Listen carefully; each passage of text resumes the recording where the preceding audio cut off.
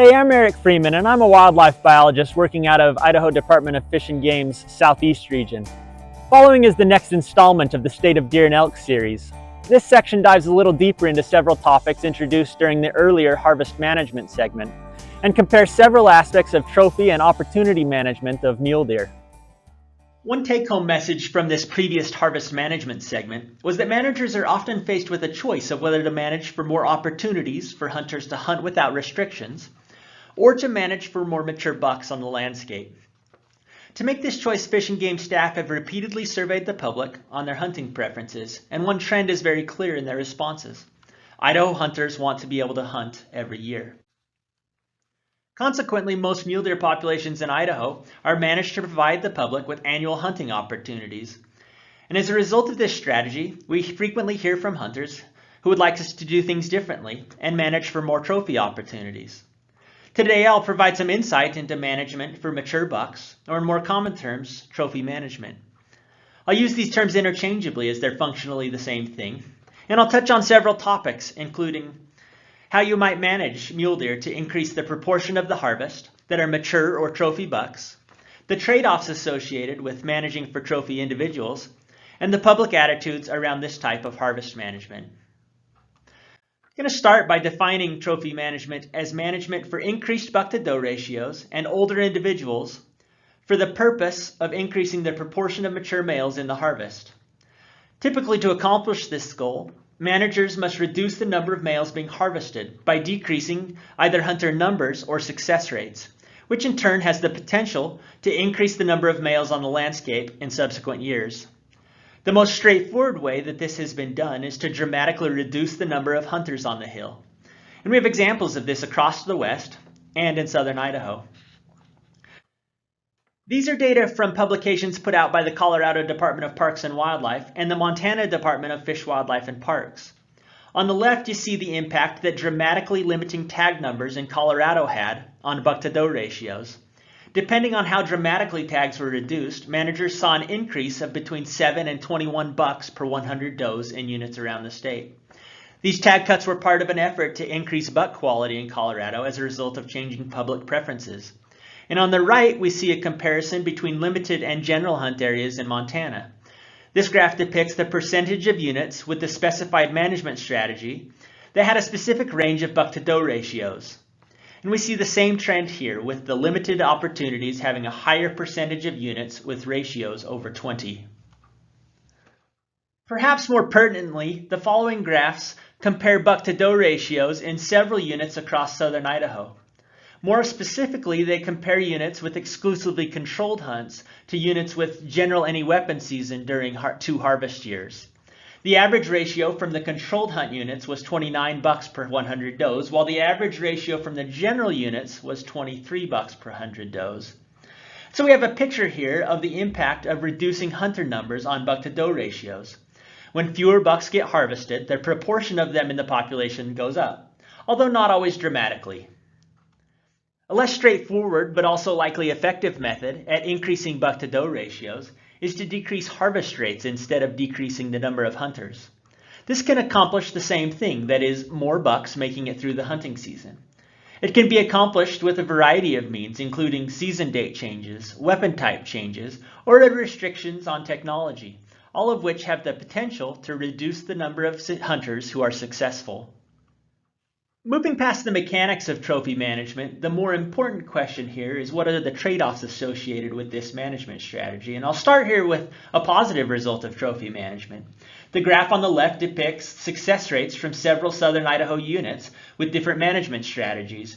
And you see that depending on the year, success rates increase by between 30 and 40% on average when comparing general units to those with exclusively controlled hunting. Looking at the graph on the right, you can see that the percentage of the harvest that had 4 points or more on one side also increased, this time by around 20%, depending on the year. We do certainly know how to increase the likelihood of success and the size of harvested individuals for those people that are fortunate enough to draw tags in our controlled hunts. However, the most notable cost of these increases is the dramatic reduction in hunter opportunity often required to achieve them. This graph compares hunter numbers in 2 units that currently have controlled any weapon hunting to 2 units that currently have general season hunting. In 2008, Units 70 and 78 became controlled hunt areas after the public expressed an increased interest in additional high-quality opportunities. The cost of this change was that almost 1,000 hunters had to find new places to hunt. Let's shift to another way of looking at this using harvest data from 2 slides ago, and those percentages are in the smaller table at the bottom. In the general hunting scenario, let's say there are 5,000 mule deer hunters in southeastern Idaho. And at a 30% harvest rate, they kill 1,500 bucks, of which 40% or 600 bucks are 4 points. So 12% of the hunters kill 4 points. Whereas in a controlled hunting scenario, of those same 5,000 hunters, only about 1,250 of them might get the opportunity to hunt on a given year. And assuming a 70% harvest rate, that means they would harvest 875 bucks in a given year. And assuming a 65% harvest rate of 4 points, this means that 574 points would have been harvested on these hunts. 2 takeaways here. First, if you look at just the people who got to participate in the controlled hunts, the harvest rate of mature bucks goes up. But if you look at the total group of 5,000 people who wanted to hunt, it does not. And second, while we can't infer how big these deer actually were, our current management strategies are providing opportunities to harvest mature bucks. This graph shows the documented decrease in hunter numbers in Colorado following the statewide limits they placed on deer tags around 25 years ago. On a statewide basis, there was about a 50% decrease in deer hunter numbers, and much greater decreases in localized areas where hunting was most desirable. To summarize the past few slides, the most common approach to trophy management is through controlled hunts. And perhaps the most significant cost of doing this is a significant number of hunters have to hunt elsewhere or not hunt at all. I think this is also the place to look at the lost opportunity cost associated with reducing hunter numbers and associated harvest. This table looks at the mule deer population in southeastern Idaho at, say, its average level, which we're certainly currently below. Assuming 50,000 deer in southeastern Idaho, around 18,500 of them are typically fawns when we fly our herd composition flights in December. This is based on an average fawn to doe ratio of 70. When accounting for the overwinter mortality of fawns, this means that around 5,500 of these are male fawns that will make it to their first hunting season the following October and be most of the spikes and 2 points that hunters encounter. However, mortality of yearling bucks during that first year is quite high, and even without hunting pressure, only 2,750 of these might typically survive to be 2.5-year-olds. After this, survival increases dramatically, but by the time these bucks reach 4.5 years old, over half of them have died from non-hunting related causes.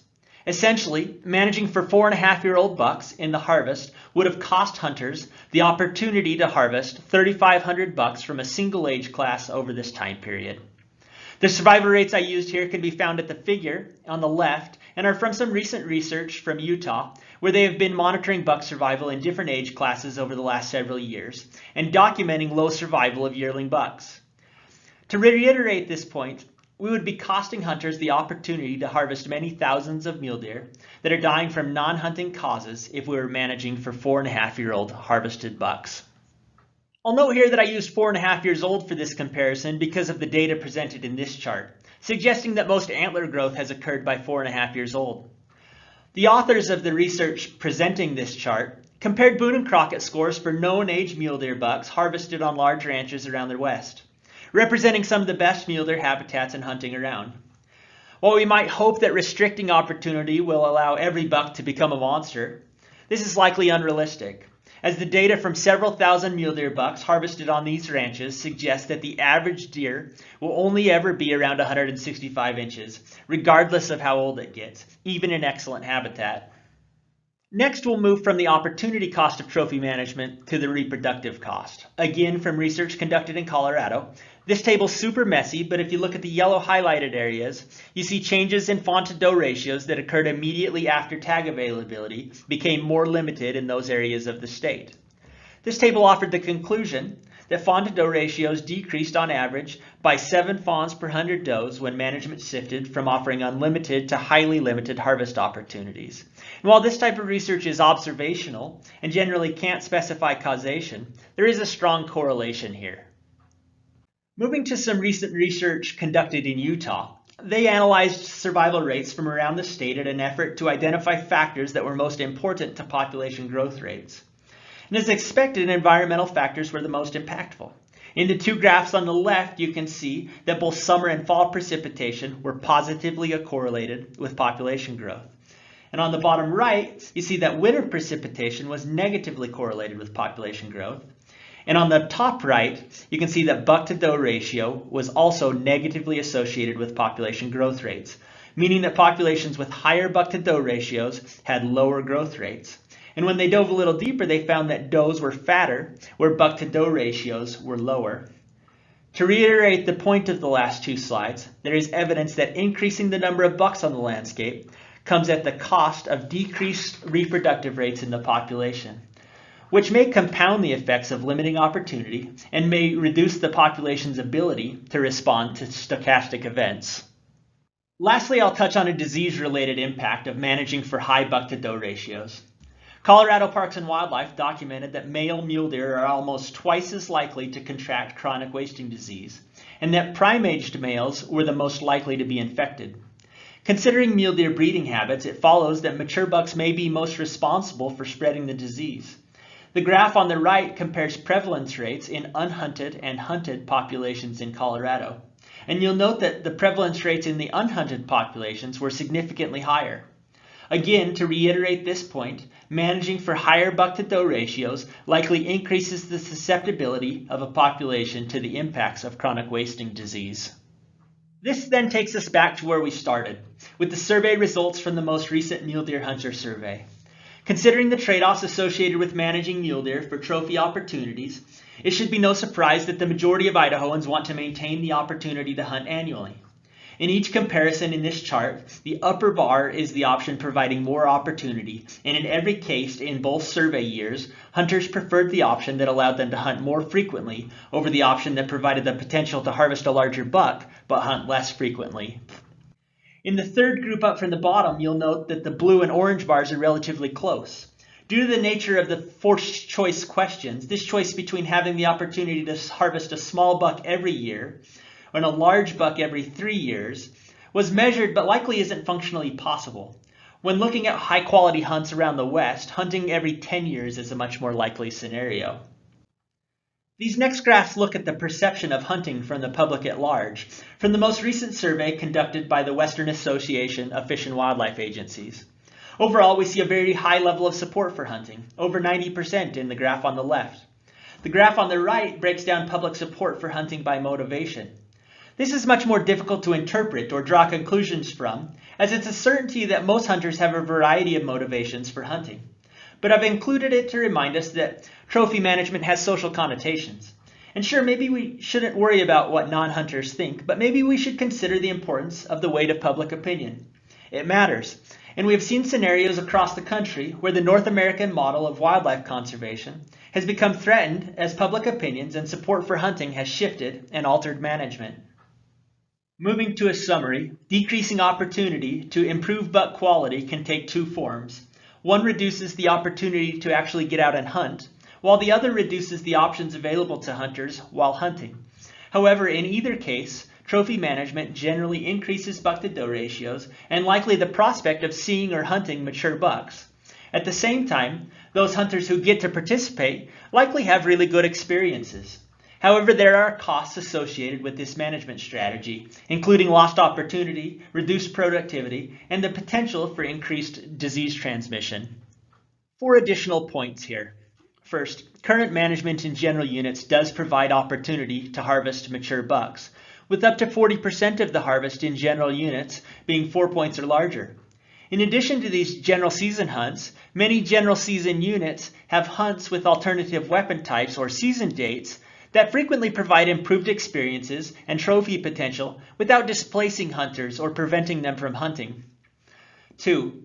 This previous point suggests that management does not have to be all or nothing, trophy or opportunity, but at some point, if enough area is managed solely for trophy opportunity, the system breaks down and the remaining opportunity units become unpalatable to hunters. 3. Surveys of Idaho's hunters suggest that Idahoans want to have the opportunity to hunt mule deer every year. And 4. Surveys of the population at large suggest that hunting has broad support, while trophy hunting, as a sole motivation for hunting, has negative social connotations. Lastly, trophy management isn't inherently good nor bad, but there are costs and benefits or biological consequences to social preferences. As managers, we'll continue to consider public preferences for hunting opportunities, weigh the long-term effects of our management strategies, and execute the department's mission to preserve, protect, and perpetuate Idaho's wildlife for the benefit of Idahoans present and future. Thanks for taking the time to learn more about trophy and opportunity management, and check out our website for future installments of the State of Deer and Elk in Idaho.